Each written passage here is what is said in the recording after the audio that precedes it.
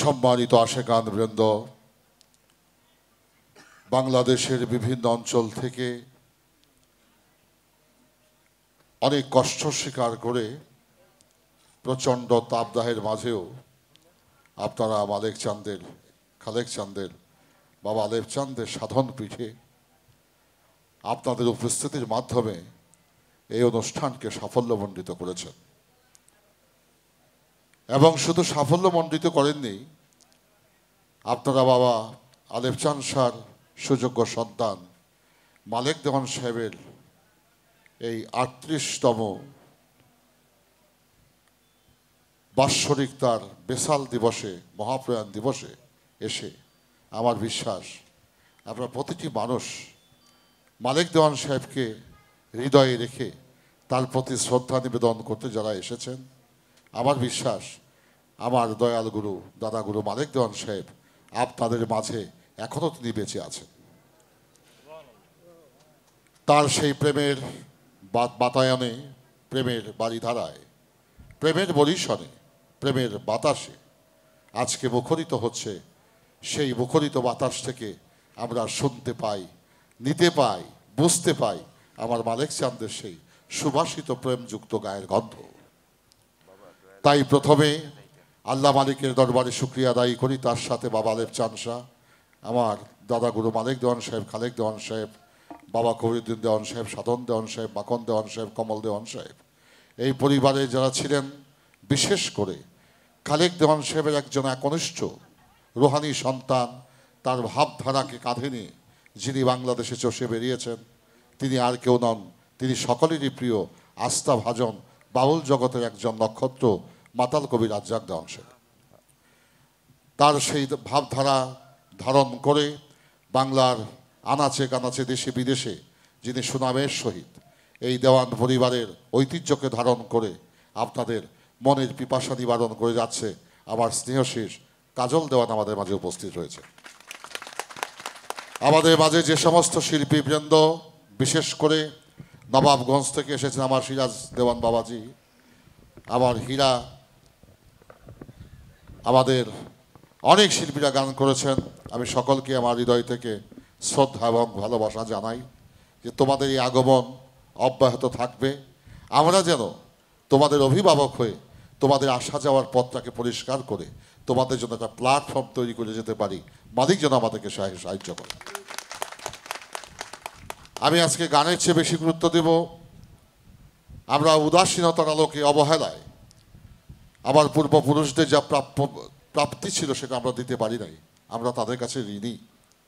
আজকে সেই ঋণ পরিশোধ করার সময়, সুযোগ আমাদের দ্বার প্রান্তে চলে এসেছে। আমরা দেওয়ান পরিবারের সদস্য যারা আছি দেশে এবং বিদেশে, আশেকান ভক্তবৃন্দ, আমরা একত্রিত হয়ে প্রেমের এক মহাশক্তি অর্জন করে আমরা এই দেওয়ান বংশকে সারা পৃথিবীর আনাচে কানাচে পৌঁছে দেব। আমরা আন্তর্জাতিকভাবে কিছু কাজে আমরা হাত দিয়েছি। ইউনেস্কো থেকে প্রতিনিধি দল আমাদের সাথে সমন্বয় করে আমাদের দেওয়ান পরিবারের উপরে তারা ডকুমেন্টারি ফিল্ম তৈরি করবেন, অনেক কাজ তারা করবেন। তারা আমাদের কাছে চলে এসেছেন জাতীয় সংঘ থেকে। আমরা সেই কাজের ধারাবাহিকতার আলোকে, আমরা সুফিবাদের আলোকে এই দেওয়ান সঙ্গীতকে শুধু বাংলাদেশেই নয়, শুদ্ধভাবে, পরিমার্জিতভাবে সুফি সাধকের কাছে, প্রেমিকের কাছে, যেন প্রত্যেকটি হৃদয়ের বান ব্যক্তির কাছে আমরা সেই সঙ্গীতের প্রেমধারা পৌঁছে দিতে পারি সকলে সম্মিলিতভাবে। আপনারা সকলে আমাদের জন্য দোয়া করবেন, সকলে আমাদের পাশে থাকবেন। তো আজকে আমি দাদা গুরু মালেক দেওয়ান সাহেব 1988 সন শুক্রবার রাত্র 11:15 তার এই নশ্বর পৃথিবী থেকে, তার জীবন থেকে, তার প্রাণ পাখি এই অধমের হাতের উপরেই সে পরম বন্ধুর জগতে তিনি চলে যান। তার প্রেমময় দেহটা আমাদের কাছে রেখে যান। সেই দেহটা নিয়ে আমরা অনেক চিৎকার করেছি, কেঁদেছি, কিন্তু এই কাদার মধ্যে একটি প্রশান্তি পেয়েছি। সেই সময়টি আমি স্মরণ করব আমার কাকা, আমার চলার বন্ধু কাজল দেওয়ানের বাবা মাতাল কবি রাজ্জাক দেওয়ান সাহেব। আমার ভোর থেকে রাত্র 2টা পর্যন্ত সে আমার কাছেই ছিল। আমি তার আত্মার প্রতি শ্রদ্ধা জানাই। ভেদাভেদ ভুলে যে আসো, আমাদের কত বড় শক্তি, আমাদের কত বড় মনোবল, কত বড় প্রেমের পরিধি। আমরা সকলে একত্রিত হয়ে, এক আত্মা হয়ে, এক হৃদয় হয়ে আমরা বিশ্ববাসীকে দেখাতে চাই দেওয়ান বংশের এই সঙ্গীতের ধারা ছিল, আছে এবং ভবিষ্যতেও থাকবে। তোমাদের প্রতীয়মান হয়েছে দয়াল যখন যা করে মঙ্গলের জন্যই করে। গানের চেয়ে কথাগুলো মূল্যবান হবে আমাদের, কারণ আমাদের এই মিডিয়া জগতে অনেক অনাকাঙ্ক্ষিত বিষয় অবতারণা ঘটেছে, সেটার জবাব আমাদেরকে দেওয়ার সময় এসেছে। যারা এই পালা গানকে, বাউল গানকে শুধু দেশের মাটিতে নয়, আন্তর্জাতিকভাবে যারা প্রতিষ্ঠিত করেছেন, যারা বাউল গান বাংলাদেশে করেন, প্রতিটি ব্যক্তিকে তাদের প্রতি শ্রদ্ধা নিবেদন করে গান গাওয়া উচিত। অকৃতজ্ঞ মানুষ হচ্ছে পশুর চেয়ে নিকৃষ্ট। এই বাউল সমাজে, বাউল নামধারী আমরা যারা আছি, আমরা পশুর চেয়ে নিকৃষ্ট হয়ে গেছি। ভিতরে একটা, বাহির আর একটা। আমার এখানেই বক্তব্য ছিল 10 বছর যাবৎ আমার এই প্রতিবাদ, যে বাউল জগৎ যারা পবিত্র জগৎ সৃষ্টি করেছেন, আমরা পবিত্রতা রক্ষা না করতে পারলে যেন আমরা এই জগৎটাকে অপবিত্র না করি। অপবিত্র করার ক্ষমতা কেউ আমাকে দেয়নি। সে বিধায় আমরা এই জগৎকে প্রতিষ্ঠিত করার জন্য, পবিত্র করার জন্য, পরিশুদ্ধ পরিমার্জিত করার জন্য আমি 10 বছর যাবৎ সংগ্রাম করে যাচ্ছি। আর তাদের উদ্দেশ্যে বক্তব্য ছিল, যাদের কথার সাথে কাজের মিল নাই, যাদের চরিত্রের সাথে, ব্যক্তির সাথে এবং কর্মের সাথে মিল নাই, তারা হচ্ছে মুনাফিক ঘরে মুনাফিক। আজকে যারা আমার বিপক্ষে বক্তব্য রেখেছিলেন, তারা আমার কথাকে অকপটে স্বীকার করে দিচ্ছেন। এখানেই সত্যের বিজয়। এবং লক্ষ লক্ষ কমেন্টস যারা করেছেন, যদি আজকে এই ঘটনা না ঘটতো, আমরা বুঝতে পারতাম না যে আমাদের পক্ষে কত বড় সুধী সমাজ, সারা বিশ্ববাসী আমাদের পক্ষে রয়েছেন। এই ঘটনা ঘটেছে বলে আমরা বুঝতে পেরেছি যে আমাদের ভালোবাসার জন্য, আমাদেরকে সহযোগিতা করার জন্য, আমাদের স্নেহ মায়া মমতা করার জন্য লক্ষ লক্ষ কোটি কোটি মানুষ দেশ বিদেশে অপেক্ষা করছেন। সেটা প্রমাণ হয়ে গেছে। সত্য এবং মিথ্যা বাছনের সময় চলে এসেছে। ইউটিউবার যারা আছেন, তাদের প্রতি আমার এই অনুরোধ থাকবে, আমার কোনো বক্তব্য কোনো ব্যক্তিকে নিয়ে ছিল না, কোনো প্রাতিষ্ঠানিক কোনো প্রতিষ্ঠানকে নিয়ে ছিল না। ছিল যারা আমরা ভিতরে একটা, বাহিরের একটা, বলি একটা, করিয়ার একটা, এই সমন্বয়হীনত মানুষগুলো হচ্ছে পশুর চেয়েও নিকৃষ্ট। তাই বাউল গানকে যারা কুলুষিত করেছেন, যারা কুলুষিত করার চেষ্টা করছেন, তাই এখন থেকে সাবধান হয়ে যান। আমি তাদের উদ্দেশ্যে একটা আশাব্যঞ্জক বাক্য ব্যবহার করব। আমার এই পাঞ্জাবিটা যদি ময়লা হয়ে যায়, আমি কি দিয়ে ধৌত করব? সাবান দিয়া। ময়লা মুক্ত হয়ে গেলে কি করব? ফেলে দেবো না গায়ে দেবো? গায়ে দেব। যারা ময়লা আবর্জনা যুক্ত হয়ে যারা এই পবিত্র বাউল সমাজকে নষ্ট করছেন, কুলসিত করছেন, তারা যদি পরিষ্কার, পরিশুদ্ধ, পরিমার্জিত হয়ে আমাদের কাছে আসতে পারেন, আমরা আবার তাদেরকে ভালোবেসে আমরা আমাদের অঙ্গে ধারণ করব। কোনো সমস্যা নেই। আমি মনে করি আবার হচ্ছে বক্তব্য দেওয়ার আর সুযোগ নেই।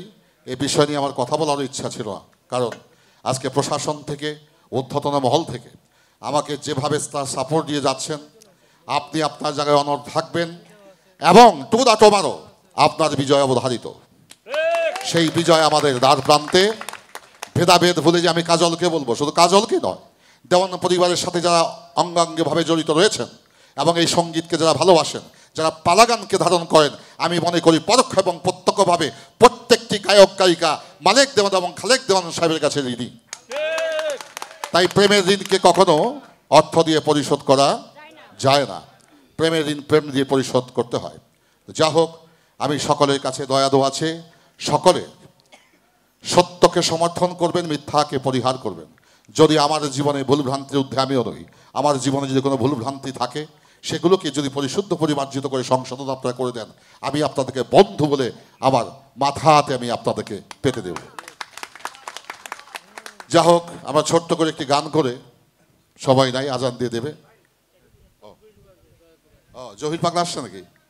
আচ্ছা আচ্ছা, মঞ্চে আসো। তো এখন যে বিষয়টি আমি অনেক কথা বলা ছিল, আমরা Dewan Sufi culture centre for folk music, Dewan Sufi culture centre for folk music নামে আন্তর্জাতিক একটি সংগঠন করতে যাচ্ছি। যে সংগঠনের মধ্যে বাংলাদেশের বিশ্ববিদ্যালয়ে, প্রত্যেকটি বিশ্ববিদ্যালয়ে ডক্টরেট করা ব্যক্তিরা আমাদের সাথে 22 জন তারা সম্মতি প্রদান করেছেন। 22%। তারা এই দেশের বিশিষ্ট ব্যক্তিবর্গ। আমাদের উপদেষ্টা মণ্ডলী তৈরি হয়ে গেছে। আহ্বান করে আমরা আহ্বায়ক কমিটি গঠন করব। 41 দিনের মধ্যে আমরা ঢাকাতে, রাজধানীর বুকে বিশাল অডিটোরিয়াম নিয়ে আমরা সেখানে সারা বাংলাদেশ থেকে এবং বিশ্ববরণ্য যারা পৃথিবীতে আমাদের এই ফোক কালচার নিয়ে কাজ করছেন, ইউনেস্কো সহ, জাতীয় সংঘ সহ, ফ্রান্সের অ্যাম্বাসিডর, জার্মানের অ্যাম্বাসিডর, সকলেরকে একত্রিত করে আমরা দেওয়ান বংশে যারা আছি, এই আত্মার সাথে যারা মিলেমিশে আছি, যারা এই সঙ্গীতকে ধারণ করি, তাদের সকলকে আহ্বান করে আমরা বিশাল আকারে একটি অনুষ্ঠানের মাধ্যমে সারা বিশ্ববাসীকে জানিয়ে দেব যে আলফু দেওয়ান, মালেক দেওয়ান, খালেক দেওয়ান কি ছিল। যা হোক, সেই আশার বাণী শুনিয়ে আমি মাইক দিয়ে দিচ্ছি। আচ্ছা আচ্ছা, আমার বড় ভাই শ্রদ্ধেয় জনাব নাসিরউদ্দিন দেওয়ান সাহেব, তিনি তার মন থেকে দু চারটি কথা বলার অভিপ্রায় ব্যক্ত করেছেন। আমি তাকে সবিনয় অনুরোধ করব তার মূল্যবান দু চারটি কথা বলার জন্য। ধন্যবাদ। সম্মানিত সুধীজন, আসসালামু আলাইকুম। আমি শ্রোতা মণ্ডলীর পক্ষ থেকে দু চারটি কথা বলবো। আমি শিল্পী যেহেতু নই, শিল্পীর কথা আমি নই, আমি শ্রোতা। Hello hello. এখন যে কথাটি আমি বলতে চাচ্ছি, আমি কিছুদিন যাবৎ, যেটা অত্যন্ত দুর্ভাগ্যজনক হলে সত্য, সেটা হচ্ছে যাদেরকে আমরা পথ প্রদর্শক হিসাবে চিহ্নিত করেছি তারা আজ বিভ্রান্তিতে জর্জরিত। আমি মনে করি হক এবং বাতিলের যুদ্ধ শুরু হয়েছে। আমরা যারা শ্রোতা আছি তারা হককে বেছে নিব না বাতিলকে বেছে নিব, এটা আমাদের এখন সিদ্ধান্ত নেওয়ার পালা। যদি আমরা হকের পক্ষে থাকি তাহলে আমাদেরকে শনাক্ত করতে হবে কারা হকের পক্ষে আছেন, তাদেরকে আমরা বরণ করে নিব এবং সেই পথ অনুসারে আমরা চলার চেষ্টা করব।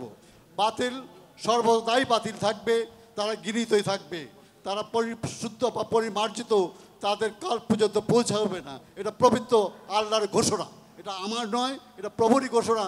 যাদেরকে শিরমোহর মেরে দিয়েছে তাদেরকে শিরমোহর আমাদের পক্ষে মারা সম্ভব নয়। অতএব হক এবং বাতিলের যে যুদ্ধ, এই হক এবং বাতিলের যুদ্ধতে আমরা সাধারণ শ্রোতা যারা আছি তারাও আমরা আপনাদের সাথে একাত্ম প্রকাশ করছি এবং আমরাও এটার সাথে এই যুদ্ধে সামিল হব, এই আশা ব্যক্ত করে আমি আমার বক্তব্য শেষ করছি। সবাইকে ধন্যবাদ।